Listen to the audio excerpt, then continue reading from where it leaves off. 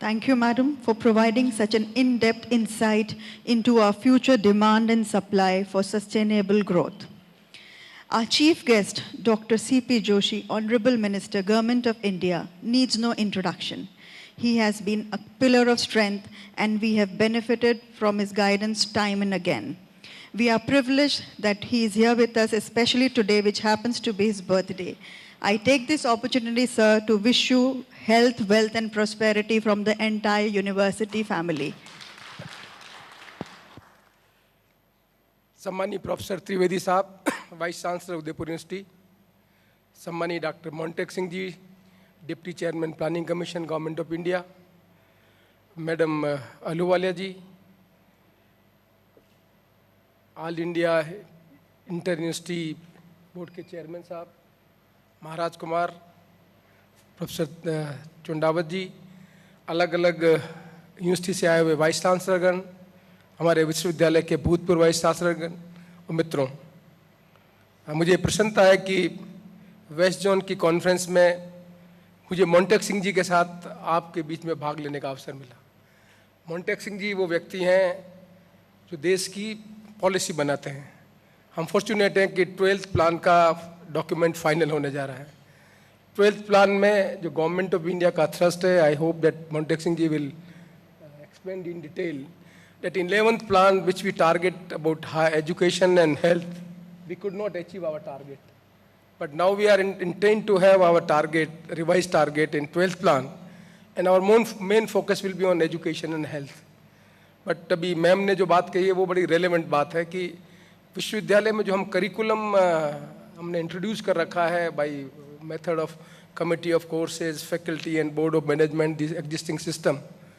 My own experience as a teacher and as a politician, जो अगली शताब्दी के जो प्रश्न खड़े हो रहे हैं उनकी तैयारी करने के लिए हम हायर एजुकेशन के करिकुलम में परिवर्तन नहीं कर रहे हैं. My own experience as a road transport minister, very huge investment because a qualitative shift in the government policy that we have entered into era of public-private partnership.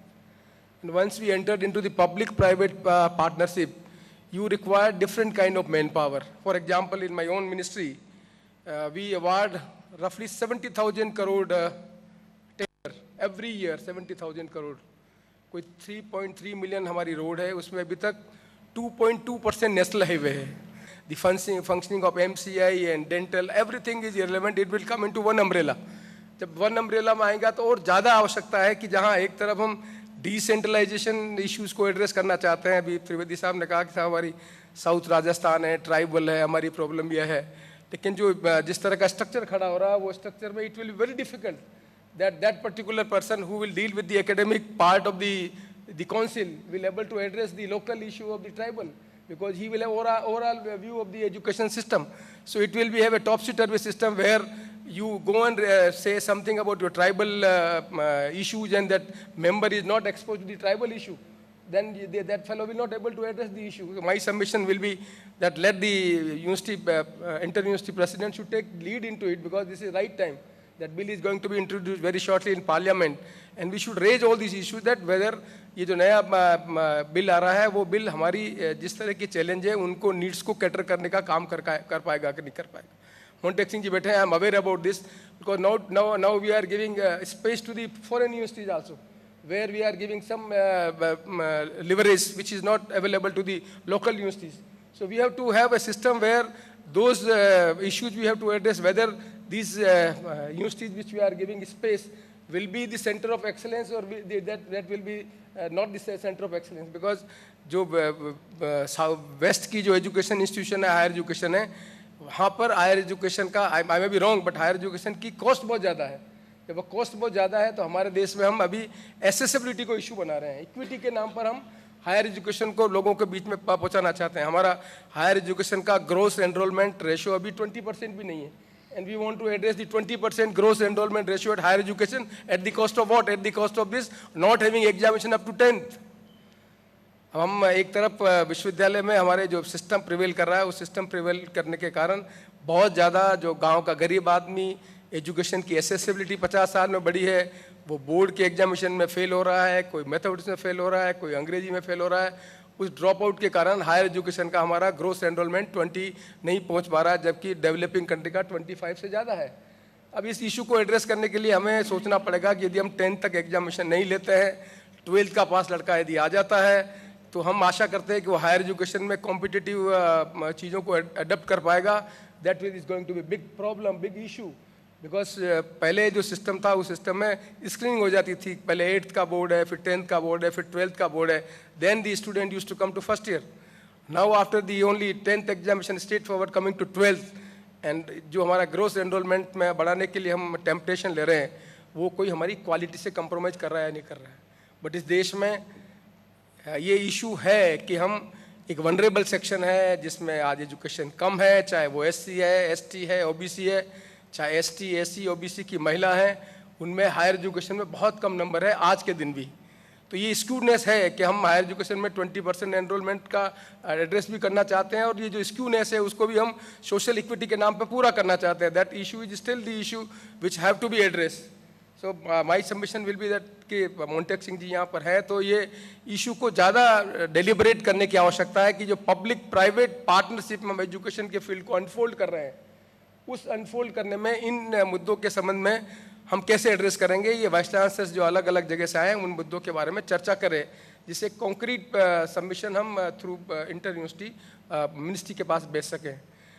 Quality of education का जो सीनियरो बन रहा है, because I was minister in 98-2003 in Rajasthan, right from the primary education to higher education and the technical education.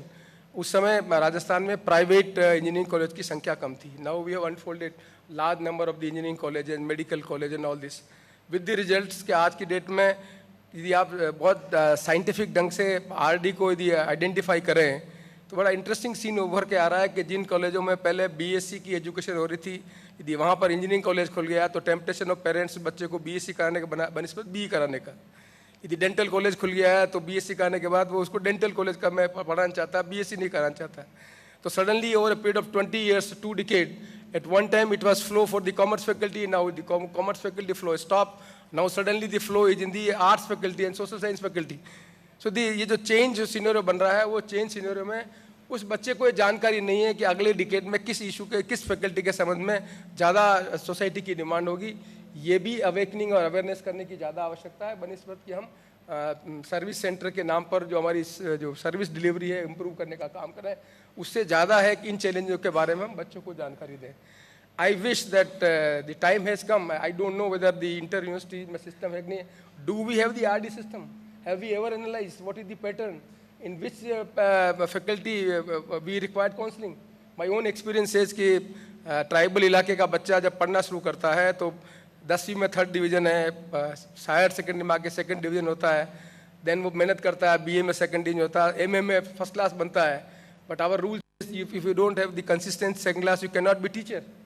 So he deprived. By the time वो awake करके आता है तो उसका जो सोशल ड्रैग है, फैमिली में कोई पढ़ा लिखा आदमी नहीं, पहली जनरेशन का बच्चा स्ट्रगल करके आगे आ रहा है, और हमारे नॉर्म से कंसिस्टेंट आपका एकेडमिक रिकॉर्ड ठीक नहीं है तो आप स्ट्रीम में नहीं आ सकते। अब उसको काउंसलिंग कौन करेगा कि भाई ये जो चीज़ बदल रही है उसमें आपको यदि नहीं है तो you don't go for higher education so called PG degree, but you diverse yourself in vocational training. And then the picture is very alarming picture that in 2020, if the figure is correct, we required a manpower of 50 crores manpower. दुनिया में बाकी जगह as बढ़ रही है, हमारे यहाँ की पॉपुलेशन की एज कम है, पर ज़्यादा जो जॉब अपॉर्चुनिटी अवेलेबल है हिंदुस्तानियों को वो स्किल ट्रेड के अंदर ज़्यादा अवेलेबल है। अब स्किल ट्रेड के अंदर अवेलेबल है, हायर एजुकेशन डिग्री की एजुकेशन दे रहा है, तो हाउ टू इंटीग्रेट के डिग्री एजुकेशन के साथ में बच्चे में स्किल का डेवलपमेंट भी हो। So you required a different kind of curriculum where the student is pursuing undergraduate degree and along with this is expose to some skill training. तो ग्रेजुएशन करने के बाद वो स्किल ट्रेनिंग होगी, उसकी जानकारी ठीक होगी, तो वो ज़्यादा अच्छे ढंग से एम्प्लॉयबिलिटी को एक्सप्लोर कर सकेगा। And always I ask question, चाहे इस देश में गाड़ी एम्बेसडर थी या फिएट थी या आज कोई 40 लाख की गाड़ी आ गई, पर मुझे नहीं पता कि कोई ड्राइवर IIT पास है या कोई दूसरा डिप्लोमा पास है। आज भी गांव का अनपढ़ बच्चा वो ड्राइविंग का काम कर रहा है और वो सीखता है कि एक्सीलेटर कैसे करते हैं, गाड़ी कैसे ठीक कराते हैं। पर इतना ऑटोमोबाइल्स में चेंज होने के बाद भी जो ये जो मैन पावर के लिए स्किल ट्रेनिंग की आवश्यकता है, उसकी यदि आवश्यकता नहीं है तो फिर हमें सोचना पड़ेगा कि हम किस तरह की स्किल की ट्रेनिंग को इम्पार्ट करना चाहते हैं। इस इशू को एड्रेस किया जाना चाहिए। My submission will be that the time has come जहाँ हमें पूरे करिकुलम में इन चैलेंजेस को आइडेंटिफाई करना चाहिए। And as ma'am said very correctly that after this issue we see as raise 12th plan onwards, 12th, 13th plan onwards, the more focus will be on the urban issues. So the outlay of government will be more and more in the urban sector rather than the rural sectors. Now we have the Flexi program where we are spending large amount of money in Mahatma Gandhi Rashtriya Rozgar Yojana or Vidyutikaran Yojana or Health Mission or all these midday meal schemes, but you have to divert large number of funds for addressing the issue of urban amenities. So that's the issue which we have to cater के क्या हम उस curriculum को ठीक address कर सकते हैं, because 73 and 74 amendment has already taken place. If होने के बाद में आज नहीं तो कल अनटाइड फंड के रूप में पंचायत को, नगर पालिकाओं को पैसा देना पड़ेगा और उन पे छोड़ना पड़ेगा कि वो लोकल समस्याओं को और अपनी समस्याओं को एड्रेस करने के लिए क्या प्लान करते हैं। अब जब प्लानिंग उनको करना है तो केवल मात्र इकोनॉमिक्स पढ़ाने वाला लड़का ही प्लानिंग का काम करेगा, पर प्लानिंग के जो इश्यूज है अर्बन डेवलपमेंट के, प्लानिंग के इश्यूज जो रूरल डेवलपमेंट के, यदि उसका एक्सपोजर ही नहीं है तो मेन पावर हम जो रिक्रूट करेंगे वो डिस्ट्रिक्ट प्लान को भी ठीक ढंग से नहीं कर पाएगा और जो आउटले हम दे रहे हैं उसका जुडिशियस उपयोग नहीं हो पाएगा। I wish these are the issues which have to be address at the university level, and because you have academic freedom, so please address all these issues and let it be and issues in your conference. So you come out with certain recommendation and let those recommendation will have some bearing on the decision making of the government. With these words, मुझे बहुत खुशी है कि मुझे आपके बीच में आने का अवसर दिया और मैं आशा करता हूँ कि मोन्टेक सिंह जी की प्रेजेंस से, because you are privilege that man who is framing the policies of the country is with us, उनकी प्रेजेंस से जो एक इस देश में एजुकेशन के सेक्टर में एक नया कॉन्सेप्ट लागू होने जा रहा है जिसमें बहुत ज़्यादा पब्लिक प्राइवेट पार्टनरशिप को स्पेस मिलेगी। आईआईटी के खोलने के संबंध में भी सरकार ने इंसेंटिव दिए कि वो आके आईआईटी के लिए खोले। ये नई चीज़ें जो आ रही है उसको हम यदि आगे बढ़ के समझेंगे तो मैं समझता हूँ कि हम क्वालिटी को भी एड्रेस करवाएंगे और सोशल इक्विटी के नाम पर जो एसेसिबिलिटी हमने दी है उसका भी लाभ सोसाइटी को मिल सकेगा। इन सब शब्दों के साथ एक बार मैं त्रिवेदी साहब को बहुत बहुत धन्यवाद देता हूँ कि उन्होंने मुझे आपके बीच में आने का अवसर दिया और आशा करते हैं कि ये कॉन्फ्रेंस इन इश्यूज़ पर चर्चा करेगी और इन इश्यूज़ को चर्चा करने के बाद हायर एजुकेशन के इम्प्रूवमेंट में रिकमेंडेशन दे पाएगी। आप सबका बहुत बहुत धन्यवाद। नमस्कार।